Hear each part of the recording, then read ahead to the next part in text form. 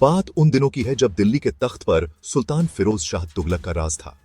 एक दिन सुल्तान के पास खबर आई कि दिल्ली में एक बूढ़ा ब्राह्मण है जो अपने घर में खुलेआम मूर्तियों की पूजा करता है और शहर के लोग, जिनमें मुसलमान और हिंदू दोनों, उसके घर मूर्ति पूजने जाते हैं।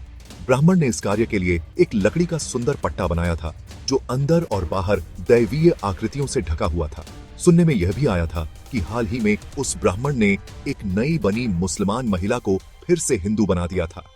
सुल्तान द्वारा यह आदेश दिया गया कि ब्राह्मण को अपने पट्टे समेत दिल्ली में सुल्तान के सामने राजधानी फिरोजाबाद लाया जाए। मौलवियों, काजियों, हकीमों, बुजुर्गों और शहर के दानिशमंदों को बुलाया गया और ब्राह्मण के मामले पर उनकी राय मांगी गई।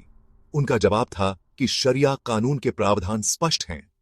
इस्लामिक सत्ता में खुलेआम मूर्ति पूजा करने के अपराध में ब्राह्मण को या तो मुसलमान बनना होगा या उसे जीवित ही जला दिया जाए।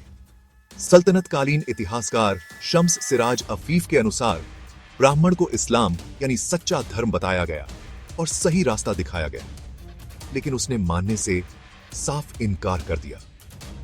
तदुपरांत संध्या के समय दरबार के मुख्य दरवाजे के सामने लकड़ी का ढेर लगाने का हुक्म दिया गया। ब्राह्मण को हाथ पांव बांधकर उसमें डाल दिया गया।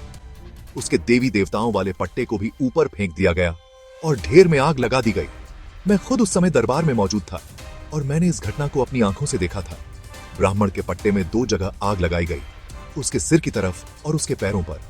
लकड़ी सूखी थी और आग पहले उसके पैरों तक पहुंची और उसने चीख मारी, लेकिन आग की लपटों ने जल्दी ही उसके सिर को अपनी चपेट में ले लिया और उसे जलाकर राख कर दिया।